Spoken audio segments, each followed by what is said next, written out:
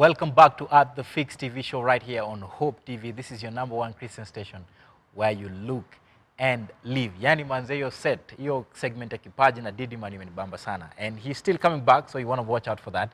Na hiyo ngoma mpya ya Havoc Kid featuring Dafari. That's like my dancehall track of the week, man. I like that song. We have to bring Havoc, you know, at least I come to join. So this is now Real Talk, where we talk about a number of things, and I'm already joined here by some wonderful gentlemen. What's up, Frank? Good to see you, man. Good to see you too. But before we start this conversation, kuna wasi hapa, you know, wanabonga na sisi. There's a lady called Precious Gift saying, I'm watching and I'm getting blessed. Baraka sana. Walter Kinuthia, watching from Gigiri, Nairobi. Thank you very much for watching. Eshri's Enoch. Jina ya nguvu, Asante, I'm watching from Imara Daima and Waingolo ama yeye. Yeah, cool stuff. My first time to watch through my phone, or I watch from Facebook Live. Nikiwa job hapa Hurlingham. Chapa kazi, man. Shikiliani hapo hapo. Double O, your mix ni deadly sana. Kazi safi, man. Pamela Atieno, I'm watching. I'm in. Asante sana for watching. And there's a guy on Twitter here, Timothy Gutchboy. Anasema, thanks for playing Mtindo. Nakubali kuondoka home Mtindo. There's a new song Mtindo by, what's the name of that guy, man? It's called David Wanda, you know, the one amefanya ndogo ndogo na Bahati. Good stuff. So thanks for watching. And there's a gentleman here on IG from Arusha. It's called Joseph Shimenga. And anasema, I'm tuning in and watching from Arusha. The show is very nice. Thank you very much for watching. Nashukuru sana. Salimia wasera wakule Bongo, Tanzania. Na wewe pia unaweza engage na sisi at The Fix TV show on Facebook, Instagram and Twitter. Na pia unaweza tuma SMS 22232 na share. Enda Hope TV Kenya Facebook, tuko Facebook Live, just share it so the guy can watch. And also stream us online, www.hopemediakenya.org. Frank, vipi bana? Yes, Jack. Niambie. Uko fresh? Uko salama bana. Karibu kwetu, karibu The Fix bana. Asante. Mbona wewe ni new, it's a new business manager. Yeah. What does that mean, man? Well, when you talk about new business, you're talking about organizations that you have not done business with. Okay. Yeah, so those are the organizations that I deal with. All right. Because we Thomson Reuters has got clients all over.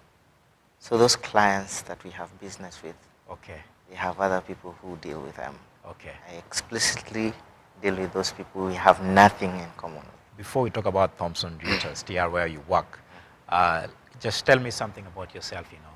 Tell me the things. I know you're a very, very ambitious person. Yeah.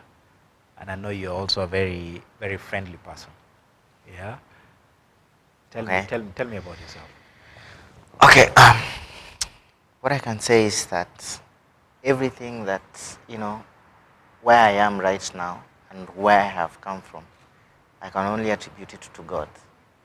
Actually, I was not, well, the way things looked like back then, yeah, there was never an opportunity for me to go to campus. Okay. I even got a job for myself. I started working. And no, for me, I decided to say that it got to a point where I said, this is the life that I'm going to live. So a few days ago, a few months went on and my mom called me and she told me, you go get a school. Let me know when you've got it. I knew I wanted to do business IT. I knew I wanted to do something that links technology to business. Okay. And I got a school. She gave me the first check of 60,000. And she told me I don't have any other money. When you get to the second semester and you don't have money, yeah, you'll have to defer. We get money and then you go back to school. Yeah. By God's grace, I never deferred any. I think even when I was finishing campus, I had overpaid my fees. Yeah.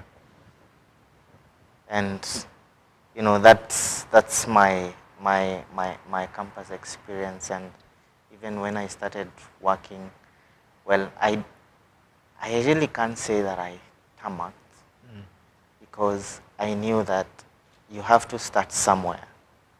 So I started at Bible Society of Kenya. Okay. as a support IT guy.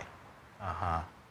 And to be honest, I used to walk from home to the place and back. Okay. It was just close. Okay. Okay. So those small, humble beginnings, they really matter a lot. Because I remember at that point, I used to get like 100 shillings per day. Okay. But Were you being paid per day? Yeah. Okay. But the moment, they would see that kind of dedication, they put it to 500 per day. Yeah. And continued. So when I was doing that, I knew that I needed, there's somewhere that I was looking to be. And what did I do? I started, applying for job. This was an internship. I started applying for jobs. So I got a job at a bank. I worked there for 3 years as a contract staff. And from there, you get to meet people. And actually, I think what I should say here is experience is important, but also your interpersonal skills, they are very, very important. I think you just, if you were to rate them, you'd say interpersonal skills and then experience. The way you interact with people, the way you address people, the way you show interest in people would really matter a lot. All right. Yeah. So I know at some point you worked with KCB Bank. So yeah, when did you join KCB and then now transition to where you are now? I joined KCB in, I think it was 2013. Okay. Yes, I was there. I used to sell mortgages. Uh-huh. Actually, I used to sell personal loans. Okay. So it got to a point where I would look at those numbers and say, I need a bigger challenge. Uh-huh. So I moved to mortgages. Mortgages, the numbers, the targets were a bit huge. Uh-huh. So what I used to do is that in KCB, there is a lot of, people. It's the brand is selling itself. Yeah. So there are a lot of people who are, around there who are looking for someone to serve them. Yeah. So what I did is that I made a good relationship with several branch managers around. And every time they had a client, they used to call me. Okay. And that's how I used to make my numbers. All right. So what I did is that I made sure that the kind of feedback that this client will give the branch manager has to be good, so that I can get the next deal. And so I would work very hard to not overpromise, but you underpromise and you overdeliver. Okay. So that now led you and gave you the path to where you are now at TR, Yes. So what does Thomson Reuters, for someone who doesn't know what is Thomson Reuters and what do they do?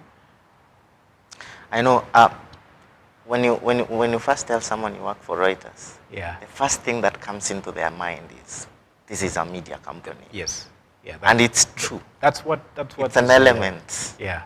But it's I could say it's less than 25% of the business. Uh-huh. So what Thomson Reuters does is a financial technology company. All right.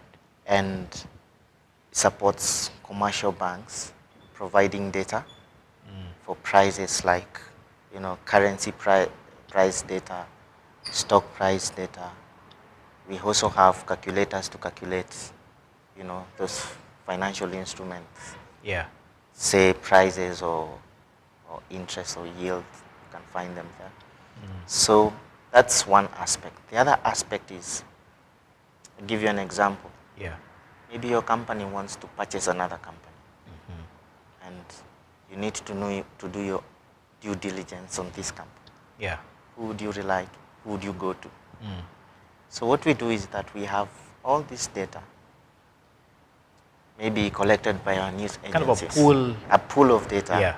And now you ask yourself, how is this data going to help different corporate institutions? That is banks, insurance companies. Okay. So you structure it in such a way that it will be able to, to infiltrate, and they will see value in that kind of data. So let's say, for example, if you want to know, is it okay to do business with a certain country?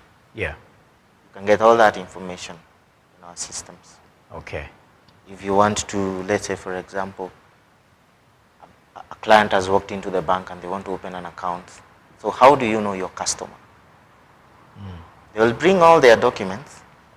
Let's say, for example, if a terrorist walked into your account, into your bank and wants to open an account, how would you know they are terrorists?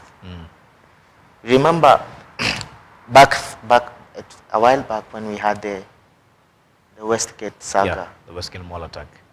That lady was in our database 3 years before the attack. Okay.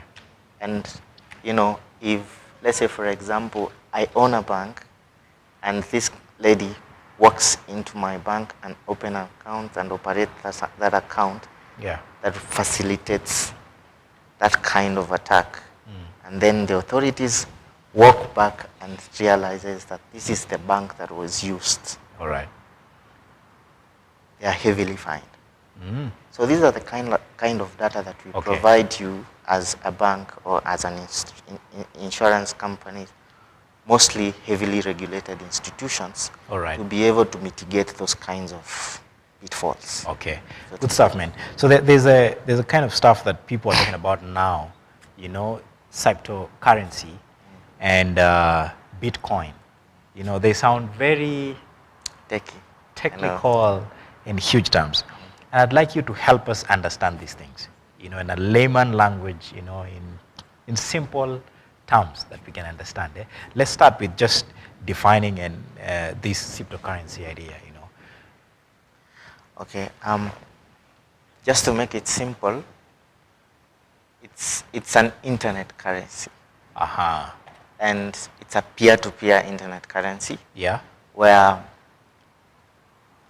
the way it runs at the back of a technology called blockchain. Yes. Which is, I'm trying to look for simple words. Make it very simple, man. Uses something called distributed ledger, as in when you do a transaction here, me and you, we do a transaction, this transaction is captured in so many servers around. Yeah. So if one is corrupted, we have so many more that will say this is the legitimate transaction. So it's very difficult to corrupt and all that. But the idea behind Bitcoin was to have 21 million coins max. Okay. So there's not going to be more than 21 million coins any given time. Okay. This is Bitcoin. There are other currencies that cryptocurrencies around, but this is just Bitcoin. Yeah. Currently, we have, I think, on the 1st of June, we had around 16,388,000 coins out. Yeah. And how do these coins get into the market? Yeah. You may ask. Because they're not physical coins. Yeah, they're not physical coins. How do they get to the market? Yes. Digital, yeah. So the way they get to the market is, someone like me, I'll buy servers, put them in my house, and then I'll be like a miner. I'm the one who's storing or who's processing these transactions that are being done by, these currencies. Yeah. So what pays me? It's a new coin being produced. So it gets to a point where these new coins will not be produced anymore. So we've had sufficient number of people who can be able to do this kind of, mining without really getting paid. All right. So the economy, I think it's more or less like trying to cap printing of money backed with nothing. Okay. So I know the Central Bank of Kenya does not have regulations, for trading of Bitcoin in Kenya. But what do you think is part of the important information that anyone out here in Kenya should be able to know? Because there are people in Kenya who are trading. I know there are people who are, you know, Yeah, who the guys, doing who are big time. Yeah, there are guys out there. Yeah. Yeah. So what kind of information do you think it's important for just someone to know? I think, well, maybe I can say this before I move there. Yeah. Bitcoin was created, I think, in 2009. 2009. Yeah. And I think the last price that I saw for one Bitcoin, Yeah. when it started, I think it was $8. Wow. You know what the price is right now? I don't know, man. $7,600 Oh boy. per coin. That's more than 1,000 times, man. About 1,000 times. I was calculating that it was coming to around 67,000%. Oh boy. That's crazy. That's crazy. Yeah. Let's take a break, man. I know you're wondering what's all this jargon about cryptocurrency and Bitcoin and all that. So next part, we're going to engage with Frank and just get to know, you know, how did you get to this place and get all these, become all this brilliant, you know, and what was the journey like? And maybe you're also there and you have a plan for your life and you want to know how do you chart your way out to follow your career and succeed. Let's talk about that after this song, you know. So we normally have a segment, you know. Didi and Double O had an amazing time there, and he had his song of the week, way back by Sita, you know. And my song of the week, there's a lady called Wahoo. You know Wahoo? Yeah. Who is she? I'm gonna jatuma Bitcoin. Wahoo ni nani? Wahoo moja. Eh. Oh, is there another Wahoo? I know Wahoo, the wife to Nameless. Yeah. So Wahoo is now a believer, she crossed over. And she has a new jam called Sifa. That's my song of the week. Let's enjoy that song. Tuliza hii mambo yako ya Bitcoin alafu tuendelee.